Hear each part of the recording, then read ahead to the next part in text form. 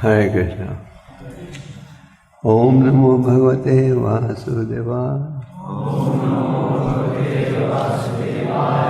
Om Namo Bhagavate Vasudevaya. Om Namo Bhagavate Vasudevaya.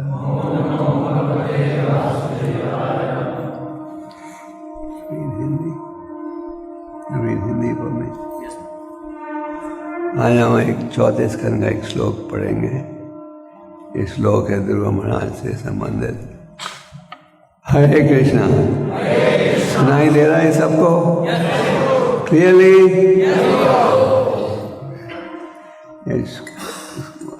चौथा स्कंद अध्याय श्लोक चौथे। गुणादिका मूदम निप्से अनुक्रोशम गुणादमा मैत्रीम समानात् अन्विचेन ना तपेर अभिभूयते गुणादिकान् मुदं लिप्से अनुक्रोशम गुणादमा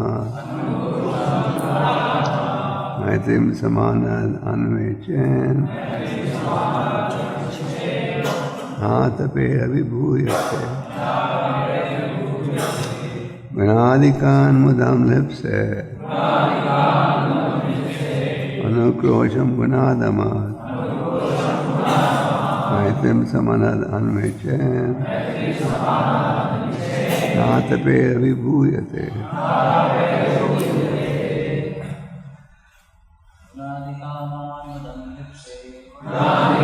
ये ठीक नहीं बहुत ज़्यादा हो जाएगा।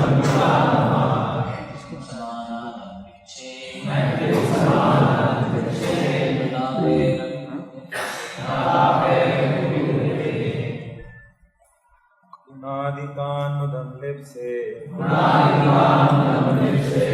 जल्दी करो।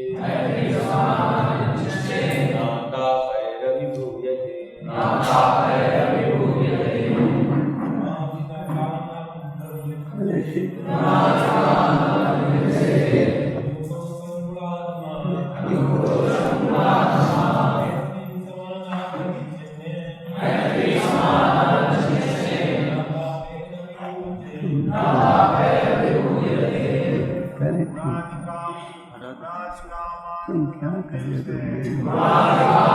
मैं बोलूँगा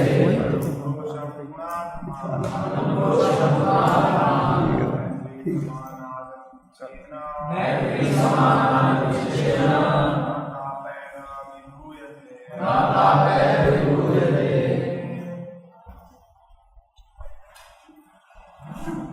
गुणादिकान् मुदं लिप्से अनुक्रोशं गुणाधमा It's okay. मैत्रीं समानात् अन्विचेन तापैरभिभूयते। माता जी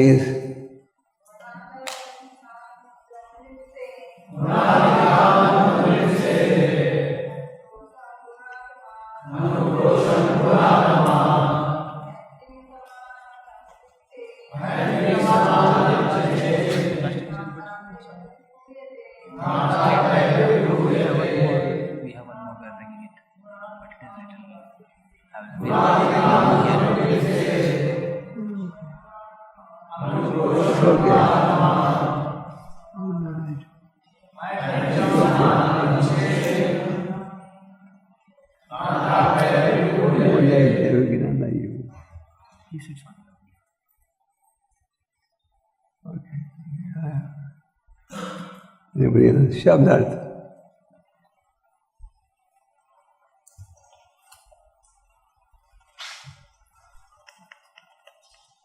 गुणाधिकार अधिक योग्य पुरुष से मुदन प्रसन्नता लिप्स से अनुभव करे अनुक्रोशम दया गुणाधिमान कम योग्य पुरुष से मैत्री मित्रता समाना समान गुण वाले से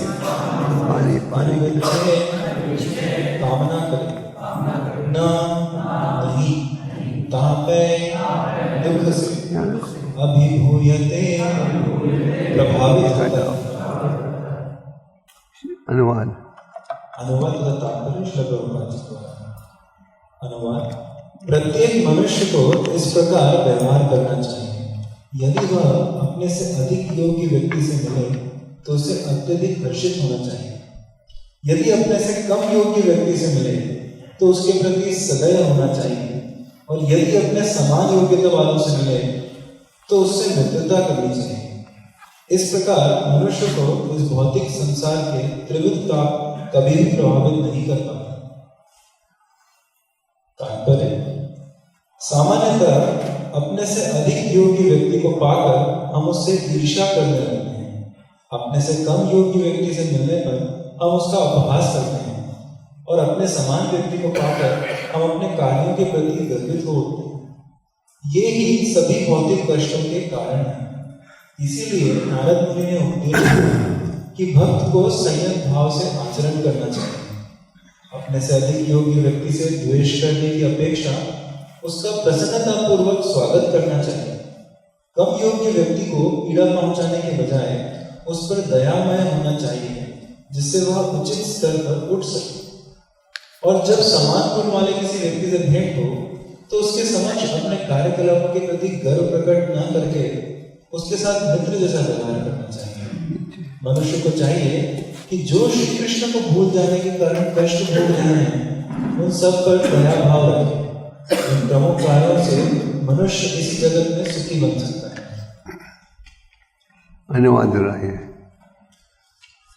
अनुवाद प्रत्येक मनुष्य को इस प्रकार व्यवहार करना चाहिए। यदि वह अपने से अधिक योग्य व्यक्ति से मिले तो उसे अत्यधिक हर्षित होना चाहिए। यदि अपने से कम योग्य व्यक्ति से मिले तो उसके प्रति सदैव होना चाहिए, और यदि अपने समान योग्यता वाले से मिले तो उससे मित्रता करनी चाहिए। इस प्रकार मनुष्य को इस भौतिक संसार के त्रिविधता कभी भी प्रभावित नहीं कर पाता। ओम ज्ञान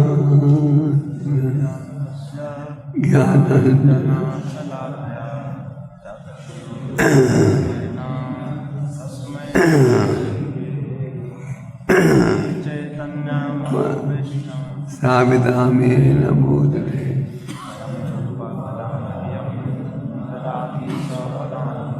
जय श्री कृष्ण चैतन्य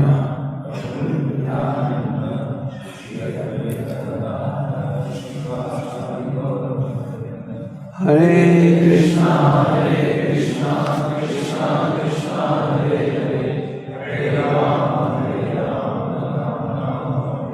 गुणाधिकान् मुदां लिप्सेत् अनुक्रोशं गुणाधमात् मैत्रीं समनद् अन्वेष्य नातभिरभिभूयते। तो प्रसिद्ध श्लोक का उच्चारण नारद मुनि कर रहे हैं। नारद मुनि उपदेश ध्रुव महाराज के माध्यम से हम सबको दे रहे हैं। आप श्रीमद् भागवतम में भगवान और उनके भक्तों की लीलाओं के विषय में पढ़ते हो, और किसी न किसी रूप से हमारा प्रयास रहना चाहिए कि हम इन लीलाओं के प्रति आकर्षित हों। प्रभु, I don't need, thank you, I don't need, it's okay, it's okay, it's okay, thank you. हमारा प्रयास रहना चाहिए कि हम लीलाओं के प्रति आकर्षित हों। भागवतम के 34 स्कंद में अब ध्रुव महाराज की कथा पढ़ते हो। हम सभी लीलाओं को हजारों बार सुन बैठे, पर आध्यात्मिक विषय को बार बार सुन सकते हो और थकोगे नहीं। चैतन्य महाप्रभु और उनके साथी अक्सर जब बैठते थे भगवत की चर्चा करने के लिए, ध्रुव महाराज और प्रहलाद महाराज की लीलाओं के विषय में अधिक चर्चा करते थे। ध्रुव महाराज जैसे आपने पढ़ा है, उनके पिता का नाम था महाराज उत्तनापाद, और उनके पिता की 2 पत्नियां थी, सुनीति और सुरुचि। सुरुचि के पुत्र का नाम था उत्तमा, सुनीति के पुत्र का नाम था। पिता का आकर्षण सुरुचि के प्रति अधिक था, और एक दिन जब ध्रुव ने देखा कि उसका भाई उत्तमा पिता की गोद में बैठा है, तो उसने भी प्रयास किया पिता की गोद में बैठने के लिए। और जब वो प्रयास कर रहा था पिता की गोद में बैठने के लिए, उनकी सौतेली माँ सुरुचि जो पति के साथ बैठी थी, उसने रोक दिया, कहा तुम पिता की गोद में नहीं बैठ सकते, क्योंकि तुमने मेरे गर्भ से जन्म नहीं लिया। अगर तुम्हें ये सौभाग्य चाहिए कि पिता की गोद में बैठो, तो तुम्हें मेरे गर्भ से जन्म लेना पड़ेगा। दूसरे शब्दों में कह रही थी, ये शरीर त्यागो, नया देह प्राप्त करो, फिर पिता की गोद में बैठ सकोगे। और पिता ने कुछ कहा नहीं। इंग्लिश में कहते हैं हैंड पेट हस्बैंड।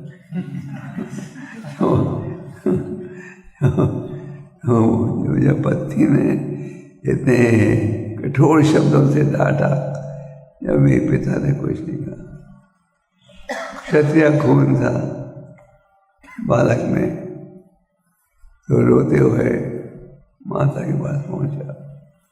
माता ने तो सब सुन लिया था, क्योंकि अकेली माँ ने इतने जोर से चिल्लाकर डांटा था कि महल के सारे नौकरों ने भी सुन लिया। और ये सूचना माता को पहुंच गई ध्रुव के पहुंचने से पहले। तो जब ध्रुव ने कहा क्या बीता, माता ने कहा मैं तो सुन बैठी हूँ, मैं थोड़ा मदद नहीं कर सकती, कोई तुम मेरी मदद कर सकता है। हाँ सुना है भगवान कर सकते हैं। गीता में भगवान कहते हैं ना, 4 परिस्थिति में लोग मेरी शरण में आते हैं, चाहते विधान बजाते माँ। क्या है? 4 श्रेणी के व्यक्ति। एक जैसे धन चाहिए, दूसरा जिज्ञासु, ज्ञानी और रोगी पीड़ित। जैसे कुछ दिन पहले नया साल था, हालांकि ये था क्रिश्चियन न्यू ईयर, वैदिक न्यू ईयर नहीं, और क्रिश्चियनिटी का इतना तेज प्रभाव है कि ये अंतर्राष्ट्रीय नया साल बन गया। हम गौड़िया वैष्णव तो और पूर्णिमा के पश्चात नया साल मनाते। तो आपके मंदिर में भीड़ होगी, सारे मंदिर में भीड़ थी, लोग आ रहे थे मंदिर में। लखनऊ में तो वहाँ भी भीड़ थी। तो लोग आते हैं, भगवान से प्रार्थना करते हैं नया सा आशीर्वाद मिले कि हमें सुख ही सुख मिले। जब हम कहते हैं नया साल मुबारक हो, हैप्पी न्यू ईयर, तो उसका अर्थ क्या है? ये पूरा साल तुम खुशी से मनाओ। और ये संदेश 2017 में भी लोगों ने दिया था। 2016 में भी लोगों ने एक दूसरे को कहा हैप्पी न्यू ईयर। 2015 में भी, 2000 में भी, है कि नहीं? तो हम कहते हैं, हम सोचते हैं कि नया साल खुशी में बिताएं। खुशी में बिताएं का वर्णन क्या है? डॉक्टरों का दर्शन मत लेना, सारे हॉस्पिटल बंद हो जाने चाहिए, जिससे भी हम छुएं सोना बन जाए, बच्चों के अच्छा स्वास्थ्य हो, हर दृष्टि से सुख है कि नहीं? पर अगर आप देखो 2017 में क्या बीता, हालांकि सारी दुनिया ने आपको कहा नया साल मुबारक हो, ये पूरा साल क्लेशों से भरा हुआ था। 2017 भी क्लेशों से भरा हुआ था, नहीं? 2016 भी, 15 भी। तो हम जो कहते हैं एक दूसरे को नया साल मुबारक हो, हैप्पी न्यू ईयर, उसका कोई मतलब नहीं है। ऐसे ही हम भ्रम में आ जाते हैं कि दुनिया कहेगी तो शायद हम भी सुख से बिताएं। असली सुख चाहिए तो भगवान की शरण लो। तो सुनीति ने कहा, मैं तो तुम्हारी मदद नहीं कर सकती क्योंकि तुम्हारे पिता मुझे नौकरानी से भी ज़्यादा नीचा मानते हैं। कोई मदद कर सकता है? उन्होंने कहा हाँ, भगवान मदद कर सकता है। तो मैं भगवान को प्रसन्न करने के लिए निकलता हूँ। नारद मुनि का एक और नाम है त्रिकलज्ञ। त्रिकलज्ञ का अर्थ है जो जानता है कि क्या बीता है, क्या बीत गया है और क्या बीतेगा। परम भगवान हरि के हृदय में विराजमान है। किस रूप में? परमात्मा के रूप में। सार्वस्य चाहम यदि सन्निविष्टो माता स्मृत ज्ञानम अपानम जा। मैं यदाश का कारण बनता हूँ और अपहानम भूलने का। तो जब पर भगवान देखते हैं इस व्यक्ति में गहरी श्रद्धा है, तो भगवान उसे किसी भक्त के संबंध में ले आते हैं। जैसे भक्त या ग्रंथ भक्त पर भक्त के संबंध में ले आते हैं। अगर आप ध्यान से देखो, आप सब कृष्ण भक्ति में जुड़ने से पहले आपकी अपनी यही इच्छा होगी कि हमें भगवान के शरणागत होना है। भगवान ने आपको किसी के संबंध में जोड़ दिया, या मंदिर के ब्रह्मचारी ग्रंथों के माध्यम से। उसी प्रकार भगवान ने देखा ये छोटा बालक दृढ़ है मुझे प्राप्त करने के लिए। हालांकि उनकी इच्छा थी वो एक राज्य प्राप्त हो, बड़ा विशाल राज्य जिसके द्वारा उसके पिता दादा सब देख सके, सबसे बड़ा विशाल राज्य।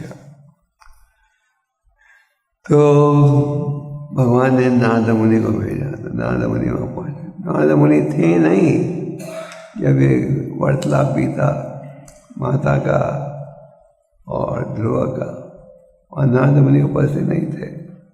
पर भगवान जो कि सदा हृदय में निवास करते हैं, उन्होंने सुन लिया, देख लिया क्या भाव है ध्रुव का।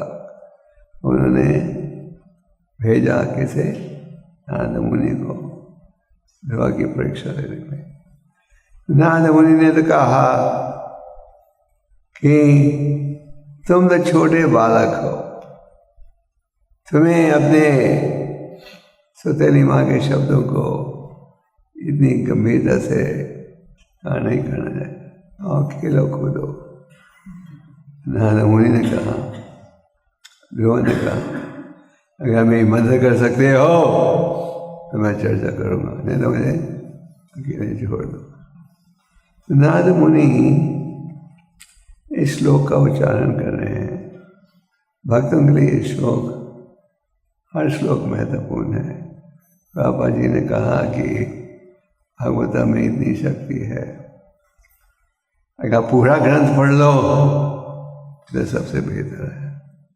अगर आप एक श्लोक भी पढ़ लो, ध्यान से समझ लो उसका अर्थ और उसके अर्थ को अपने जीवन में उतारो, आपका जीवन हो सकता है।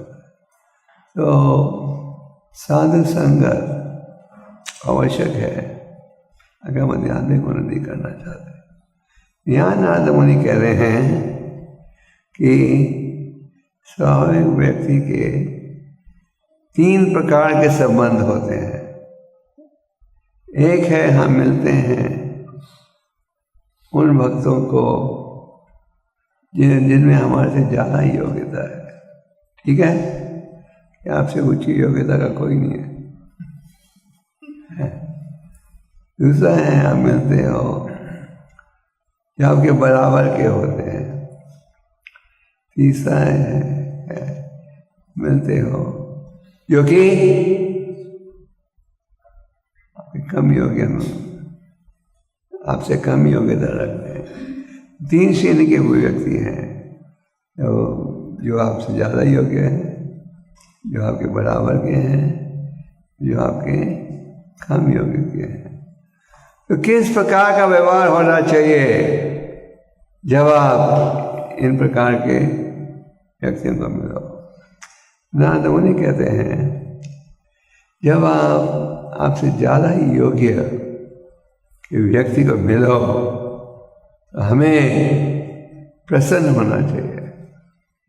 और इस विषय में भागवतम के 10वें स्कंद में एक उदाहरण दिया जाता है।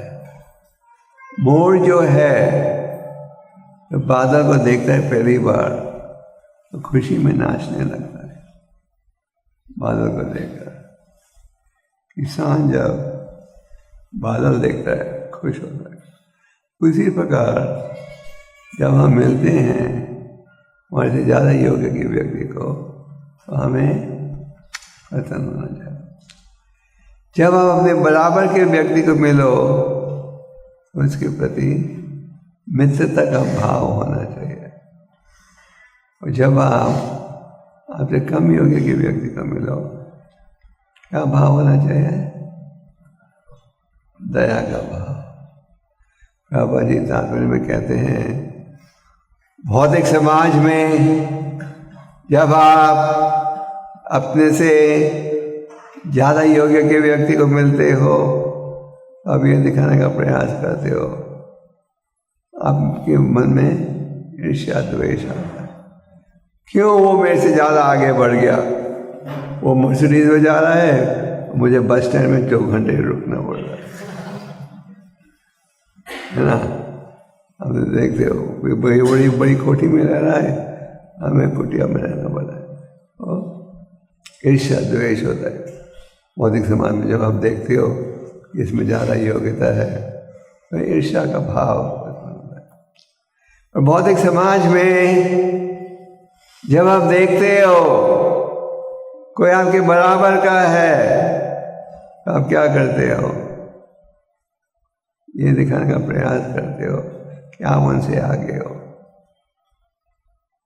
हम तुम्हारे से आगे हैं। और जब आप मिलते हो किसी से जो आपके कम योग्यता का, हम क्या करते हैं? उसको एक्सप्लॉइट करते हैं, उसका फायदा उठाते हैं गरीबी का। जैसे आप देखते हो भौतिक जगत में धनी देश गरीब देशों का फायदा उठाते हैं। अपने देश में केमिकल टॉक्सिक नहीं फेंकेंगे, जहाज में भेजेंगे अफ्रीका के देश में, तुम्हारे पानी में हम हमारा कचरा फेंकेंगे। हमारे देश में तो ये कचरा फेंकना ठीक नहीं है। तो ये धनी देश गरीब देशों के सागर में पानी कचरा केमिकल वेस्ट फेंकते हैं, वहाँ लोग मर सकते हैं, हमारे देश में नहीं मरे, तो हम फायदा उठाते हैं। तो आध्यात्मिक क्षेत्र में हमें नारद मुनि के उपाय के अनुसार चलना चाहिए। जब आप किसी ज़्यादा योग्य के व्यक्ति को मिलो तो हमें प्रसन्न होना चाहिए। हम क्यों प्रसन्न होते हैं? क्योंकि हमें ऐसा कुछ संदेश मिलेगा जिसके पालन से आप आध्यात्मिक उन्नति कर पाओगे। क्योंकि आध्यात्मिक क्षेत्र में हमारा भाव होना चाहिए कि हम आध्यात्मिक उन्नति करें, तो इसलिए भक्त प्रसन्न होते हैं, क्योंकि उनकी संगत में आकर हमें कुछ शिक्षा मिलेगी जिसके आधार पर हम आगे बढ़ सकेंगे। आध्यात्मिक क्षेत्र में जब आप अपने बराबर के व्यक्ति को मिलो तो उसके प्रति नारद मुनि के अनुसार क्या भाव होना चाहिए? मित्रता का भाव। मित्रता का भाव क्या है? बौद्धिक समाज में मित्रता का भाव का अर्थ है तुम हमें सहयोग दो इंद्रिय तृप्ति के मार्ग में, हम तुम्हें सहयोग दें। और जब हम एक दूसरे को सहयोग नहीं दे सकते, जब तलाक, डाइवोर्स, जुदा, दुश्मनी, है कि नहीं? बौद्धिक समाज में मित्रता कब तक रहती है? इंग्लिश में कहावत है फेयर वेदर फ्रेंड। जब तक मौसम अच्छा या मित्र है, तो मौसम बिगड़ जाए हम जुदा हो जाए। तो इसी प्रकार जब तक हमें कोई लाभ मिल रहा है किसी रिश्ते में, हम गुड मॉर्निंग बोलते हैं।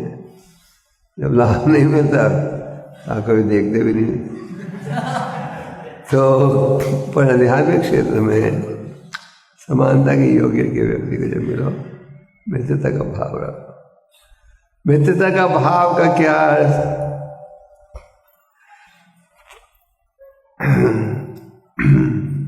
मित्रता का भाव का अर्थ है हम एक दूसरे का सहयोग दें भगवान के सहयोग में जुड़ने के लिए, एक दूसरे का साथ दें, हम मिलकर भगवान की सेवा करें। ये है मित्रता का भाव। एक दूसरे का सहयोग दें, एक दूसरे के गुणों को देखें। जैसे प्रभुपाद ने कहा अनेक समय कि हमें वैष्णव सिद्धांत में अच्छा वातावरण पैदा करने के लिए एक दूसरे की ईर्ष्या द्वेष की बजाय एक दूसरे के गुणों को देखना चाहिए। एक दूसरे के गुणों को देखोगे तो सबका उत्साह बढ़ेगा। कई बार हमारे भक्त एक्सपर्ट होते हैं नुक्स निकालने में, इसमें ये कमी है, इसमें ये कमी है, इसमें ये कमी, कमी देखते जाओगे तो आप बड़े अच्छे बन जाओगे महात्मा, और दूसरा व्यक्ति बड़ा अच्छा बन जाएगा। तो हमारा सिद्धांत क्या है? सबके प्रति मित्रता का भाव। तो मित्रता का भाव बहुत आवश्यक है। और जब हम कम योग्य के व्यक्ति को मिले तो क्या करना चाहिए? दया का भाव। दया का भाव का अर्थ है, क्या अर्थ है दया का भाव? हम सोचते हैं कैसे इस व्यक्ति को जोड़ा जाए भगवान की सेवा में। जैसे कि यही नया साल का उदाहरण, तो बड़े शहरों में न्यू ईयर ईव आप समझते हो, न्यू ईयर ईव मतलब कि दिसंबर 31। न्यू ईयर ईव में होटलों में बड़ी बड़ी पार्टीज होती हैं। लोग लाख लाख रुपए एक टेबल में खाने के लिए देते हैं, और कई जगह तो 6-6 महीने पहले बुकिंग हो जाती है। लोग सोचते हैं शराब के वातावरण में, बैंड बाजा के वातावरण में नया साल शुरू करेंगे तो सारा साल शराब पीते रहेंगे। और बैल बाजा सुनते रहेंगे। तो भक्तों ने इसका फायदा उठाया और हम हमारे मंदिरों में 31 दिसंबर को बड़ा योजना करते हैं, जिसमें कई हमारे पंजाबी बाग मंदिर में ये बड़ी योजना थी जिसमें 1000 से भी ज़्यादा लोग आए। तो मतलब कि भक्त सोचते हैं हर एक स्थिति का कैसे लाभ उठाया जाए। जैसे यहाँ पे कानपुर में यूथ फेस्टिवल होता है, पिछले साल यूथ फेस्टिवल हुआ था, 15,000 विद्यार्थी आए थे, ये सब योजना। तो ये नहीं कि सारे 15,000 जो आए भक्त थे, पर कईयों के प्रति कई कारणवश लोग आए। तो भक्त यही सोचते हैं किस प्रकार से जीवों को ये दिव्य ज्ञान दिया जाए। जैसे ग्रंथों की वेतन की सेवा, इसके पीछे भाव क्या है। कई बार लोग सोचते हैं ये हरे कृष्ण वाले तो पैसे के पीछे हर साल आ जाते हैं गीता लेने को, और कोई काम धंधा नहीं है। तो उनको समझाना पड़ता है हम तो किताबें छपाई की कीमत में देते हैं, और हमारी इच्छा है अब गीता पढ़ो, जीवन को सुधारो, गीता पढ़ो और गीता के संदेश का पालन करो। अगर आज आप देखते हो कि भक्तों की संख्या बढ़ रही है, इसका मूल कारण है इन ग्रंथों का प्रभाव। तो जब आप कम योग्यता के व्यक्ति को मिलो, हमारे क्या दया का भाव होना चाहिए। और दया का भाव का अर्थ है ये भाव कि कैसे लोगों को सुखी बनाया जाए। प्रहलाद महाराज कहते हैं भगवतम में, जब मैं देखता हूँ कि किस प्रकार जीव दुख की स्थिति को सुख की स्थिति में बदलने का प्रयास कर रहे, मुझे दुख आता है। आज क्या करें लोग, वो दुख की स्थिति को सुख में बदलने का प्रयास। आपका चेहरा बूढ़ा दिख रहा है, नो प्रॉब्लम, कॉस्मेटिक सर्जरी करा लो, फिर जवान दिख जाओगे। बाल सफेद हो रहे हैं, नो प्रॉब्लम, रंग कर लो। आप गंजा हो रहे हो, टकला हरे कृष्ण जैसे, नो प्रॉब्लम, हम बाल को नकली बाल लगा देंगे। आपके शरीर का कोई अंग चलता नहीं है, नो प्रॉब्लम, रिप्लेस कर देंगे। पर ये सब कर भी दो, कब तक इसको कर सकते हो? हमेशा के लिए। भगवान कहते हैं गीता में, time I am the destroyer of everything. समय जो है हर चीज को नष्ट कर देता है। जो बुद्धिमान व्यक्ति है वो ये स्वीकार करता है, फिर समझता है ये तो क्लेशों का स्थान है, इसलिए वो आध्यात्मिक संदेश में रुचि लेता है। तो हमारा ये व्यवहार होना चाहिए, उन व्यक्ति की संगत प्राप्त कर रहे हैं जो हमारे से ज़्यादा योग्यता के व्यक्ति हैं। तो ध्रुव महाराज गए थे जंगल में और तपस्या का पालन किया था, बड़ी गहरी तपस्या। और मुझे कल मैंने सुना यहाँ ध्रुव महाराज का मंदिर भी है पास में।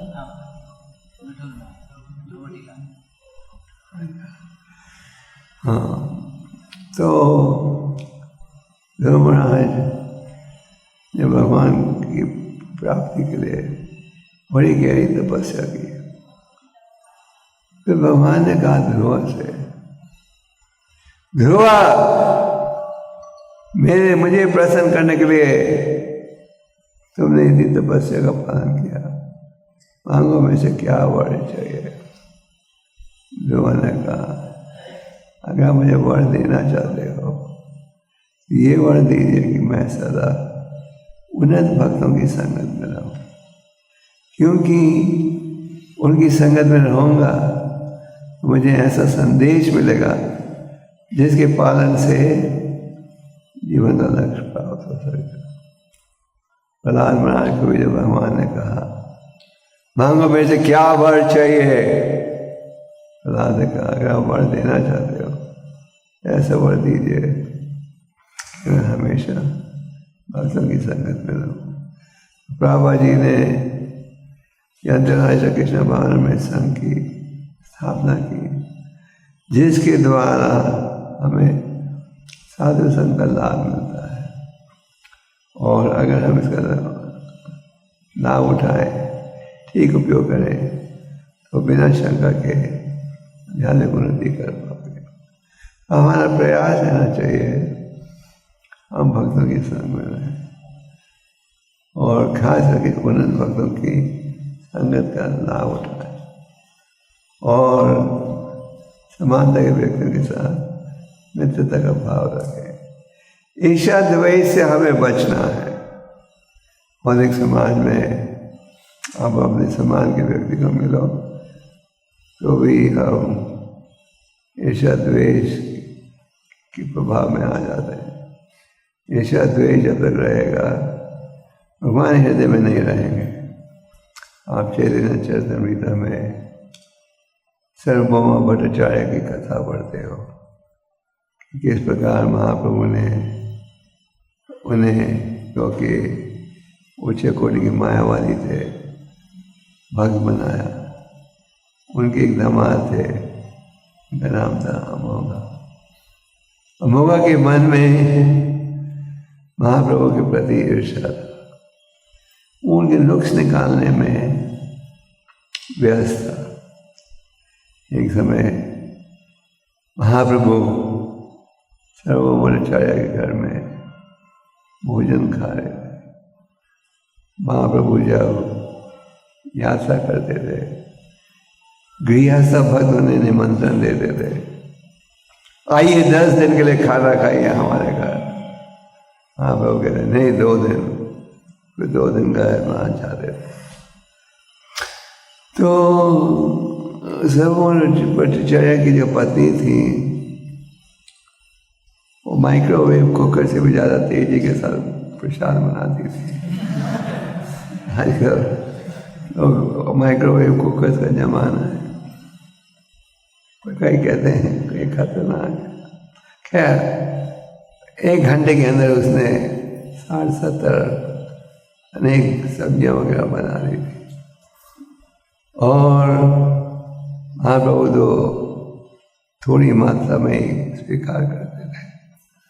तो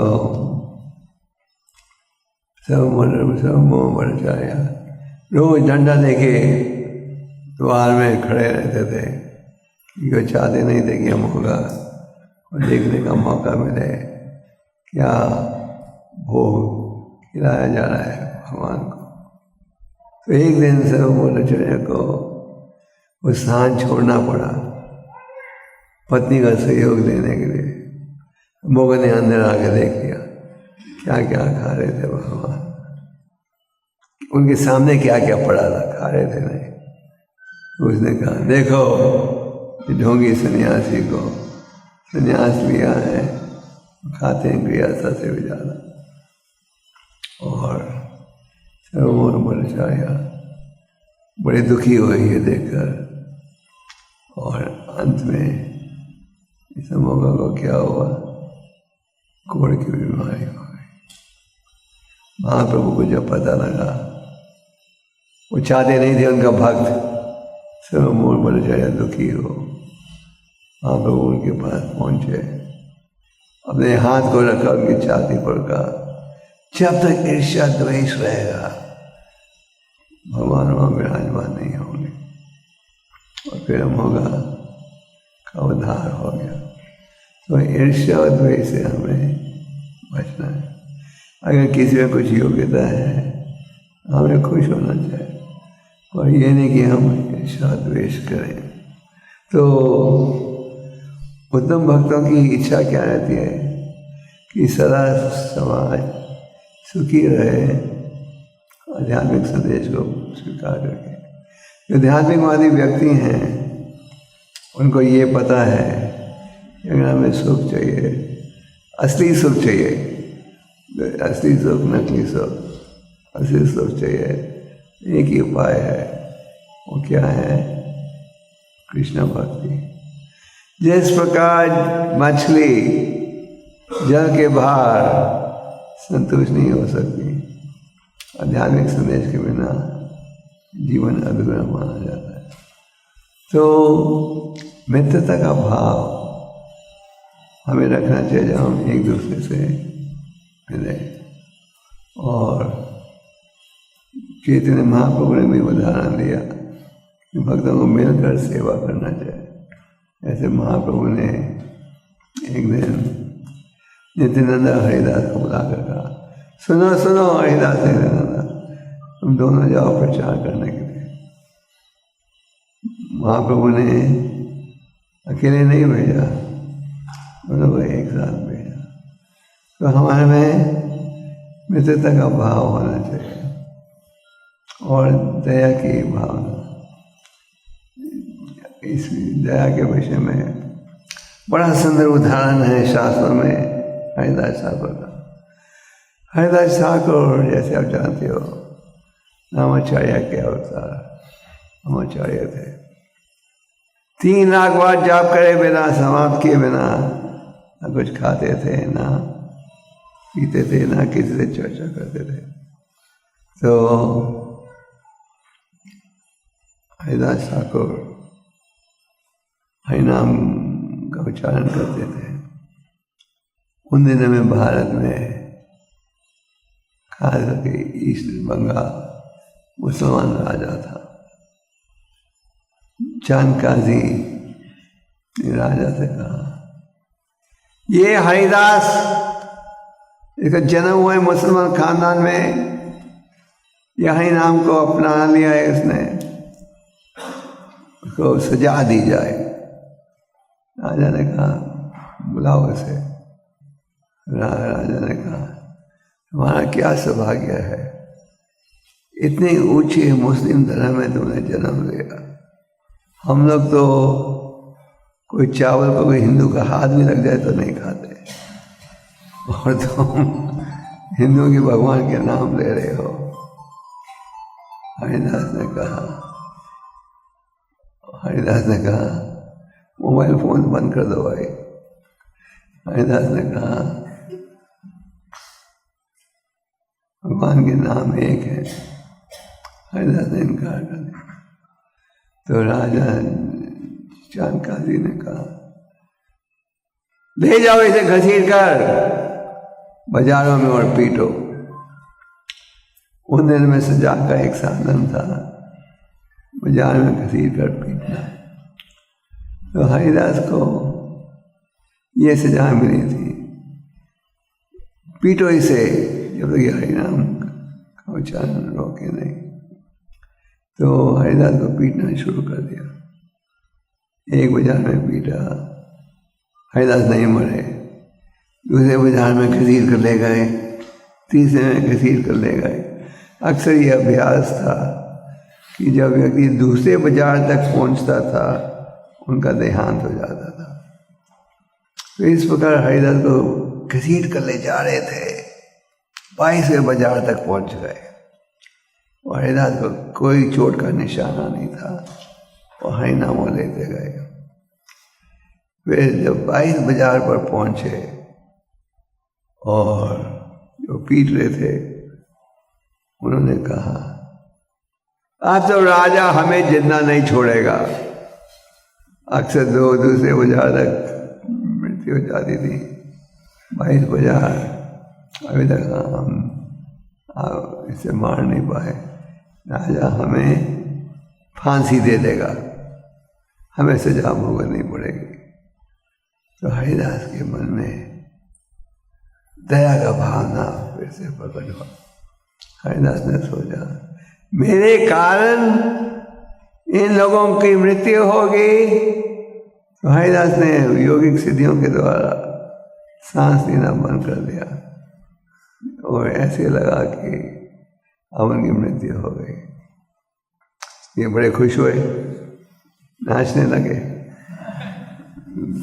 दौड़कर चाणकाजी को सूचना दी, अब तो उनकी मृत्यु हो गई। राजा ने कहा कि मुसलमान संस्कारों के अनुसार उनका अंतिम संस्कार कर दो।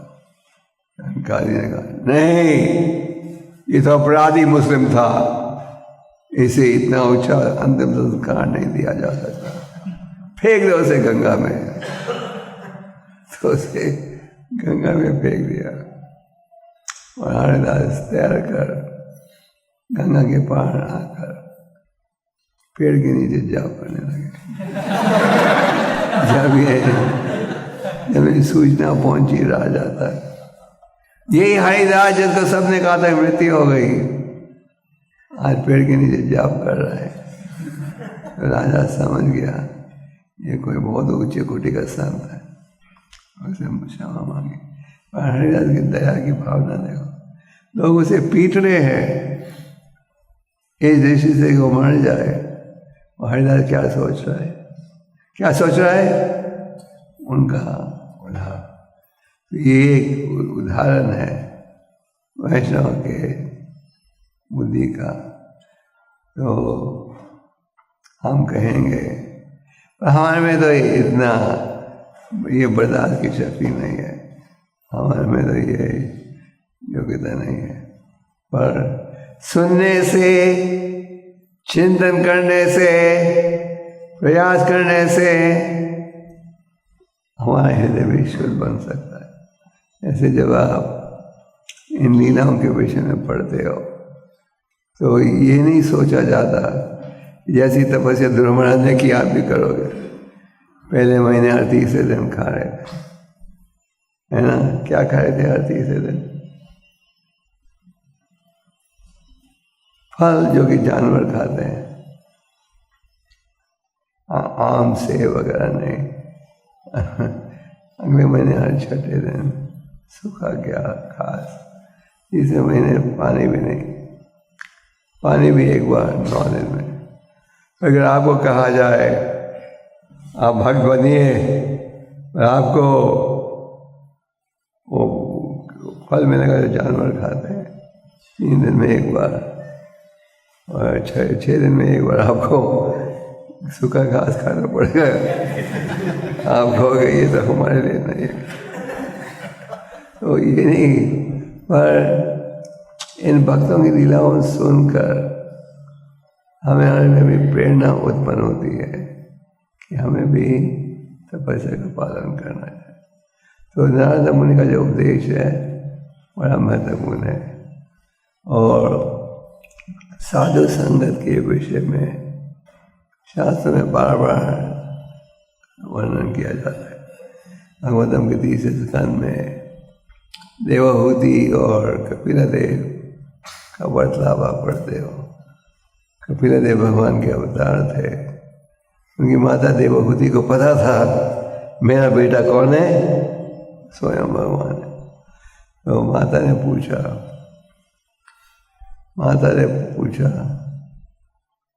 ये बताओ किस प्रकार मैं इन क्लेशों से मुक्त हो सकती हूँ।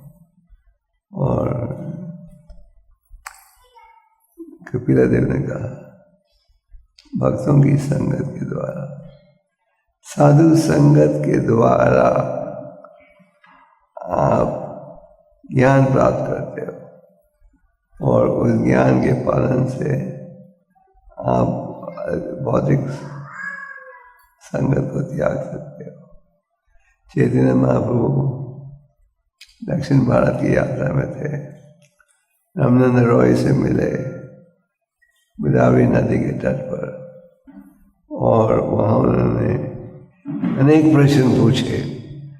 जिस प्रकार भक्तों का भाव रहता है भगवान की प्रशंसा करें, भगवान चाहते हैं भक्तों का गुणगान हो। तो अनेक प्रश्नों में एक प्रश्न था, इस विश्व में शोक सबसे बड़ा दुख का क्या उदाहरण है? और रामनंद रॉय ने क्या कहा, भक्तों की संग से जुदा होना जाना इससे ज़्यादा दर्द का कोई कार्य नहीं। तो हमारा प्रयास रहना चाहिए सदा भक्तों की संगत में रहे। शास्त्र में अनेक उदाहरण है इस विषय पर, हमने तो एक दो दिए पर अनेक उदाहरण है। और साधु संगत में रहोगे, साधु संगत सर्वशास्त्र खाया, लाभ मात्र साधु संगत और सिद्धि खाया। चैतन्य महाप्रभु ने तो गहरी शिक्षा दी थी सनातन गोस्वामी को, उसको सार रूप में प्रस्तुत किया और 5 महत्वपूर्ण विषयों की चर्चा की। तो सबसे पहले क्या था? साधु संगत। तो भक्तों की संगत में रहो। प्रभुपाद जी ने इस बड़ी सुंदर संस्था बनाई है जिसमें हमें साधु संगत का अच्छा मौका मिलता है। इसका लाभ उठाओ, सुनने का भाव रखो। जब आप उन्नत भक्तों की संगत में आते हो तो सुनो क्या कह रहे हैं। तो भक्ति सिद्धांत जी ने अनुभव किया, प्रभुपाद जी कहते थे, तो प्रभुपाद जी बैठे थे सुनने के लिए। कई बार उन्हें समझ भी नहीं आता था क्या कहा जा रहा है, वो जो भी ध्यान से सुनते थे। भक्ति सिद्धांत जी ने कहा ये बालक ध्यानपूर्वक सुनता है, ध्यानपूर्वक भविष्य में प्रचार करेगा। तो साधु संगत में रहो, और अगर हम ठीक बुद्धि रखेंगे तो आध्यात्मिक वातावरण बढ़ते जाएगा और आध्यात्मिक उत्साह भी बढ़ते जाएगा। तो नारद मुनि का उपदेश बड़ा महत्वपूर्ण है हम सब के लिए। हरे कृष्ण। मैं सोचा प्रश्न उत्तर रख, देर तो नहीं हो रहा? हाँ ठीक।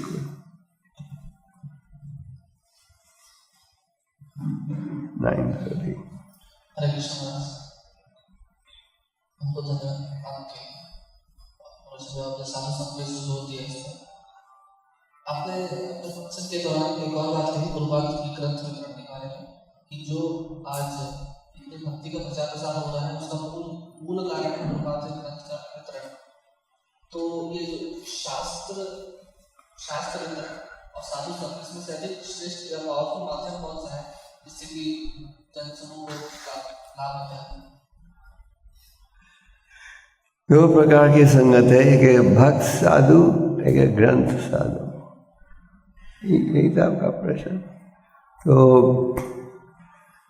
भक्त साधु भी आपको उपदेश देता है, और अनेक उदाहरण है कि किसने ग्रंथ लिया, पढ़ा और खींचा गया आध्यात्मिक जीवन के विषय में। मैं कई उदाहरण जानता हूँ। किसी ने ग्रंथ लिया था और 10 साल ग्रंथ को खोला भी नहीं, 10 साल के बाद खोला, पढ़ना शुरू किया, प्रभावित हुआ और अंत में भक्त बन गया। तो इसलिए प्रभुपाद जी कहते थे, these are bombs that can explode at any time। कि ये नहीं कि कई बार हम सोचते हैं हाँ मैराथन में हमने 11,000 गीता बांटी तो अगले महीने 11,000 नए भक्त आ जाने चाहिए। तो ये नहीं कि सारे बॉम्ब एक साथ एक्सप्लोर करने में टाइम लगता है, किसी समय भी इनका प्रभाव आ सकता है। हमें ये नहीं सोचना चाहिए 11,000 गीता हमने बांटी था, अभी जनवरी में 11,000 नए भक्त आ जाएंगे कानपुर में, पर इनका असर जरूर पड़ेगा। आज नहीं तो कल, नहीं तो परसों, नहीं तो तरसों। एक उदाहरण है, किसी ने शादी में किसी को गीता प्रेजेंट दी थी, एक लड़का, और जिसको प्रेजेंट दी गीता शादी में, उसने बाद में पढ़ना शुरू किया, पढ़ा, प्रभावित हुआ और भक्त बन गया। तो इन ग्रंथों का बहुत गहरा प्रभाव है। Okay, more question? Yes, yes.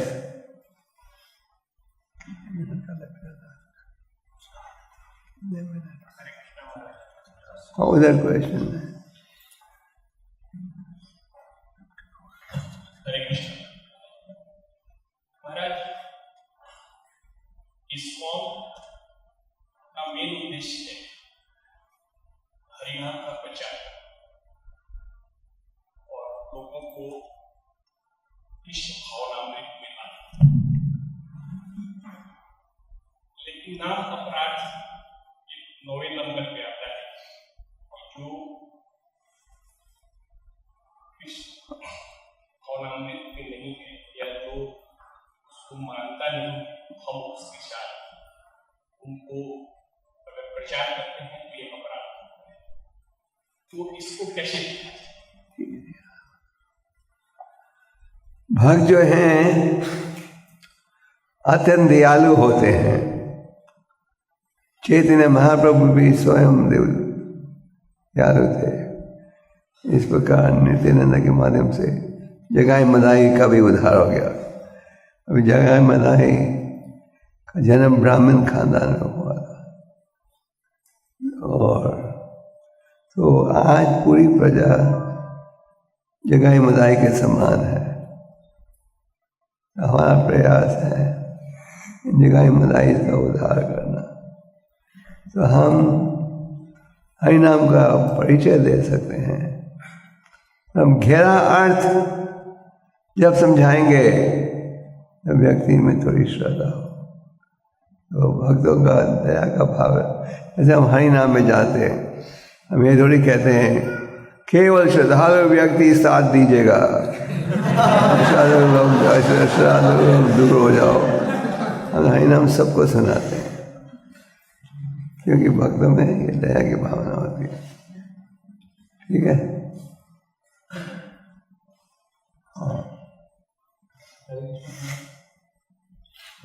आप लेक्चर में बता रहे थे कि हमें ड्यूटीज का एसोसिएशन लेना चाहिए, और उसमें भी स्पेसिफिक सीनियर ड्यूटीज का हमें ज़्यादा एसोसिएशन लेना चाहिए। परंतु महाराज, जब हम किसी का सत्संग ज़्यादा करते हैं तो धीरे धीरे उन्हें फॉल्ट देखना स्टार्ट कर देते हैं, तो उससे कैसे बचा? Good question. Continue to look at a good point. Continue to look at a good point. जब मैं इस्कॉन संस्था की भी बात कर रहा हूँ, जब हम नए नए होते हैं हम सोचते हैं हर भक्त वैकुंठ का प्रतिनिधि है। फिर हम जब निकल आते तो कहते हैं ओ ये नुक्स है इसमें, ये नुक्स है इसमें, ये नुक्स है, ये सब हमारे समान है। हमारा आदत थोड़ा कम हो जाता है। तो इसका एक उपाय है, हमारा सिद्धांत हर एक 100% परफेक्ट है। जो उपाय है, chant Hare Krishna, read Gita, Krishna is supreme, Prabhupada is pure devotee, no doubt 100% true. हमें ये नहीं सोचना चाहिए कि हर भक्त का डीलिंग भी 100% परफेक्ट होएगा। अगर किसी का व्यवहार में कुछ कमी था, तो ये मतलब नहीं कि संस्था गलत है, ये मतलब नहीं कि हमारा सिद्धांत गलत है। आप समझे? तो प्रयास करो गुणों को देखने का। अगर आप कुछ कमी देखते हो किसी में, तो आप सीनियर भक्त के सहयोग लेकर ये सूचना उनको दे सकते हो। ये नहीं कि आप केवल कमियों को देखो, अगर किसी में कमी है तो इसके गुण को भी देखो। हमारी संस्था में भी कई उदाहरण है, कई भक्तों ने इतनी सेवा की पर बाद में किसी न किसी कारण विचलित हो गए। ये संभव है। Okay, any more questions? Yes, sir.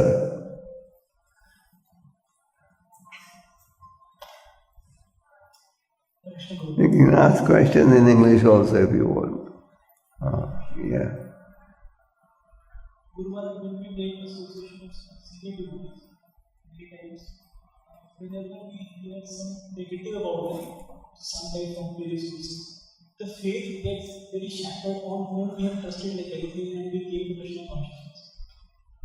Good So question. how to maintain that enthusiasm while continuing these services? Like, but the mind always gives the logic that, see, this devotee, you gave up this thing because you had faith in Krishna consciousness. But when we see that some devotees are doing, like when we hear about them, then how to tolerate all those things and be enthusiastic in our services? Of course, one thing is, the first thing you should see is this rumor correct or not, because there's so many rumors, and people are using the internet to attack the ISKCON leaders. पहले तो आप ये देखो कि ये जो आलोचना है सच है या झूठ, क्योंकि आजकल इंटरनेट का ज़माना है, कोई भी इंटरनेट में जाके किसी को भी गाली दे सकता है। तो ये and when it's found to be true, you may, as I said, we don't say every devotee's behavior is 100% perfect. I never say that. But our philosophy is perfect. Some may do it perfectly, some may do it slightly imperfectly. Why should we compromise on the philosophy?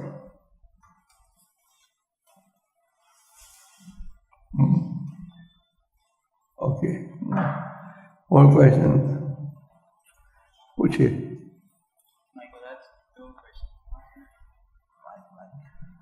पूछिए। Question is, you were also telling, we distribute books, distribute so many books. Not all the people read at the same time. Delhi is in 3 lakh books. You can't expect 3 lakh new bhaktas. Yes. There are 2 related questions. One is still how do we maintain our enthusiasm and how can we inspire people to read also? One thing is,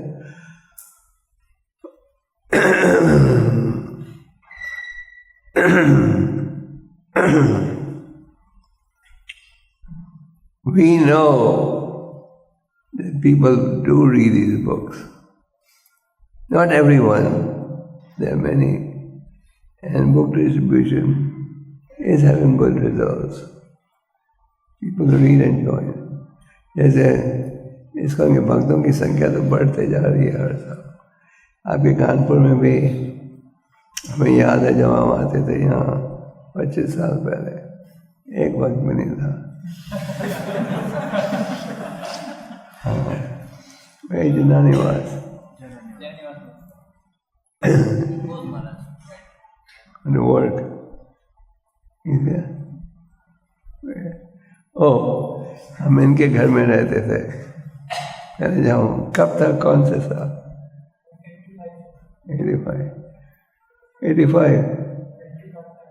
85 में कोई मंदिर नहीं था, कोई भक्त नहीं था। ये उनका खाना, इनके बड़े भाई थे।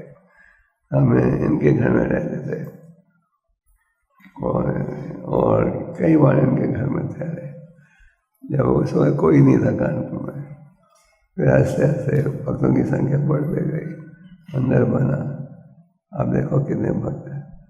तो कहने का तात्पर्य यह है कि हर शहर में अगर भक्तों की संख्या बढ़ रही है, प्रचार के कारण, ये सोचना कि प्रचार का कोई असर नहीं हो रहा, कोई नहीं सुनता, ये गलत बात है।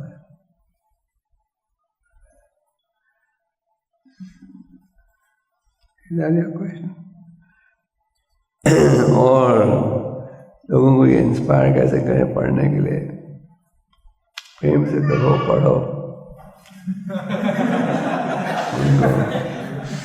Preacher has to explain. हमें खुद भी पढ़ना चाहिए, दूसरों को भी पढ़ाना चाहिए।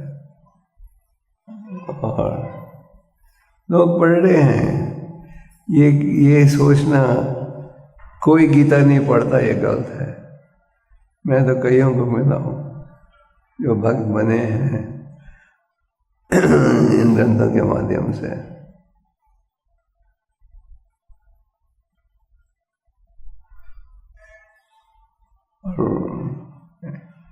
Any more questions?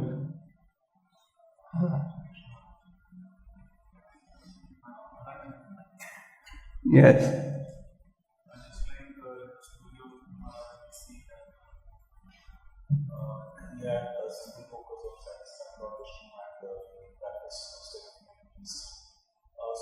When we are following the principles of devotion service, although we are following the principle, but commitment is very less. So how can we increase our commitment towards following? I understand. In English, there is a saying, practice makes a man perfect. So as we practice devotional service, our attachment to the process will increase. If we don't practice, our attachment won't increase. And Rupa Goswami says, by the execution of Bhajana Kriya is nothing but practice of devotional service. You develop attachment and determination. So, our commitment in the beginning is 0. And gradually we move up the chart as we practice. Many times we come just out of curiosity. Hey, let me go and see what other crazy Hare Krishna is doing. You follow? Okay, time to stop. Hare Krishna. Okay, last question. Many times, there are always the mind keeps saying that I like this service, I like this service, I like this service. Accepting, rejecting. We have a right to express the service we prefer. And a good manager keeps the candidate's desire in heart. But there may be situations,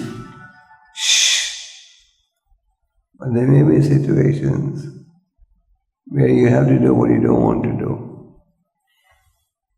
Like if you're in the army and they post you in Jammu and Kashmir, you can't say, I won't go to Jammu and Kashmir. Too many terrorists there. You have to go. So sometimes on the devotional path, you have to do what you don't want to do. Somebody has to cook in the morning. यदि आपको 9 बजे प्रसाद नहीं मिलेगा, सब भक्तों की इच्छा रहती है सुबह जाप करें। अगर कोई प्रसाद नहीं बनाएगा, आपको 1 बजे तक प्रसाद नहीं मिलेगा। किसी को श्रृंगार करना है भगवान का। कई बार हमें सेवा करनी पड़ती है, हम चाहते नहीं। तो अक्सर सेवा इच्छा के अनुसार भी देते हैं, कई बार आवश्यक सेवा भी करनी पड़ती है। वहाँ भाव होना चाहिए, जो भगवान के लिए आवश्यक है वो हम करेंगे। ये नहीं मेरे विचार से, मेरी इच्छा, मेरा विचार, अपना विचार बाद में। ओके, हरे कृष्ण।